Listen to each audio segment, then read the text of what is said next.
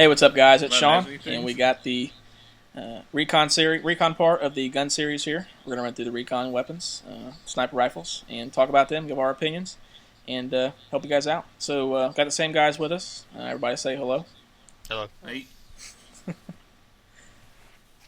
Alright, M24. Yep, M24. First one you're gonna get is the most basic one, my personal favorite. Pretty standard, 5-round mag. Same damage as most of the other bolt actions. It's kind of a personal preference. This is one of the fastest to reload, bolt action wise. But that's just my 2 cents. What do you think, Sazman? This is the best rifle. I really like this, and it's open from the start. As long as you do the recon roll and you're not going to be a bush Wookiee who's just interested in sniping and not helping your team, it's a perfect gun.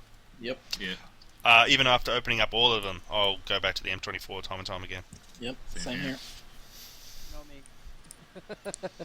And Just to Gary. be disagreeing, I'm different. It's a personal preference. We'll get to my favourite gun.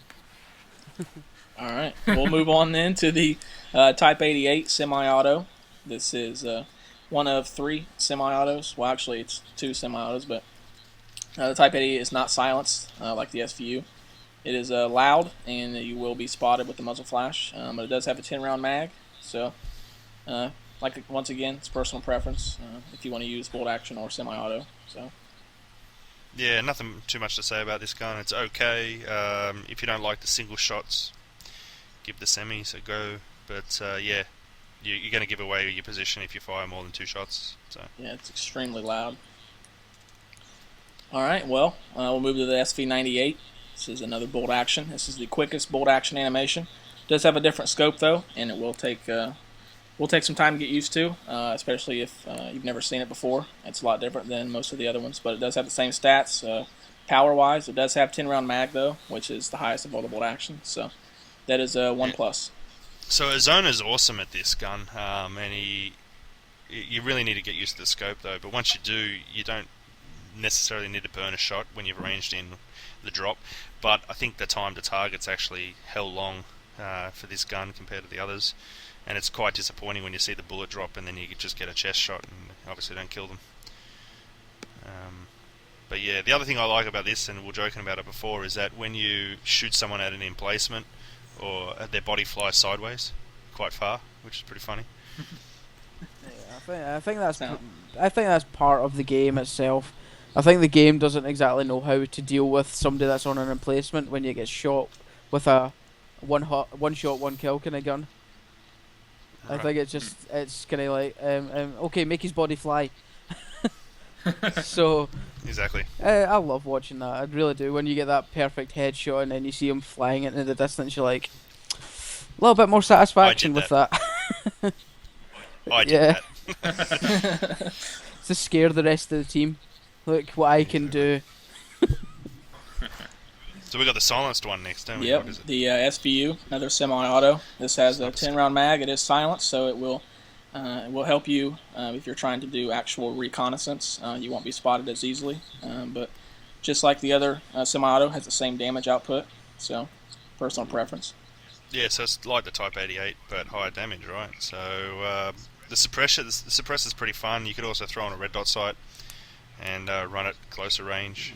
I think interesting. Sean brought up the perfect description there.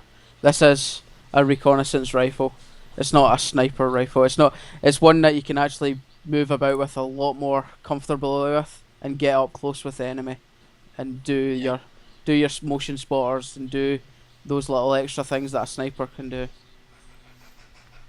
Alright, so it'd be this gun and the VSS that are the 2 close range Yeah. ones, really. Oh yeah. Alright, so let's go to the green beast. The green giant, the GOL. This is kind of a, if you like the M24, this is very similar to that. It does have a green barrel, green stock. So if you're a green fan, here you go. It does have the same stats as the M24, same damage, same 5-round magazine. A little bit slower on the reload, but not much, not enough to where you're going to be able to tell that much of a difference. Yeah, so I thought this was faster on the reload, but you've got more time on it, so you're saying it's slower than the M24? Yeah, the M24 is 1.65, the GOL is 1.8. It's not much of a difference that you're going to be able to tell in the game.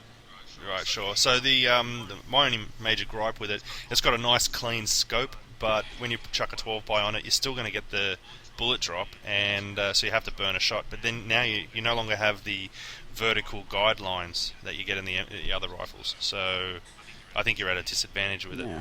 when you It's do a that. far more skilled rifle, I think. I think if you can master this weapon with its accuracy, you're going to do well. I mean, I've got pretty much 3 sniper rifles, recon rifles that I use, and that is my third choice out of all the 3 that I use.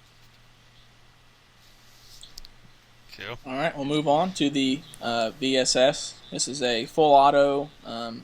I guess you could call it a sniper rifle. It does have a scope on it, and you're able to put the 12x scope if you dare do that. But this is a up close weapon that's actually does more damage than what a UMP does. Almost the same amount of rounds in the clip. This can be used as short range reconnaissance very easily. I think on the stats it also states that it is pretty much the shortest range rifle in the game. It can only really do up to 400 meters, which is obviously still a distance. But when like the M95 and the M24 and the Gall all can do about 1,000 meters, it's a significant disadvantage compared to the rest of the games. I personally just use this on the Nelson Bay. That's the only time I ever use that. I think you do better if you're going to run one of these guns. I think it's actually better to chuck on a shotgun or something if you're going to be that close to people. Yeah. But all right, cool. Move on to the last one, the big boy, the M95 Hypermole's baby blanket. I guess it's his favorite weapon. Yeah. It's my comfort zone. Yeah. What do you like about it? It's my biggest love of it, UAVs, one shot kill. Yeah. One shot. Down with the devil birds. Yeah. The amount of times that you've sat there with an M24 and got that perfect shot on a moving UAV and it's still flying, you're like, you son of a gun. And then M95, that perfect shot, you watch it explode in front of you. It's beautiful. Yeah. But it's its damage output. I think I couldn't give you an exact stat unless we took it into miscellaneous topics to show you an exact damage output at long range. Show you exactly how much it takes you down to with a body shot. But I think it must do some major damage to a person in a chest shot. Yeah, a couple of things I want to cover with this. Without magnum ammo, it's one shot kill at 20 meters. With it, it's one shot kill at 40 meters. So running the 4x scope on it, or the red dot sight, it's actually pretty fun. But yeah, you got a huge reload time, so you got to be pretty accurate. Or pistol whip, I guess. The GOL and the M24, I think, are more accurate though at longer range. It doesn't have as much bullet drop with those other 2 guns. And the M95 being anti-material, you covered it a little bit here, Gary. But another thing that's funny is that I find that I can shoot out gunners and pilots easier with the M24 and the GOLs versus the M95. For whatever reason, when I shoot the M95, even if it was dead on target, it hurts the helicopter rather than kill the pilot. Do you find that as well? Yes, it's definitely an anti-material weapon straight away.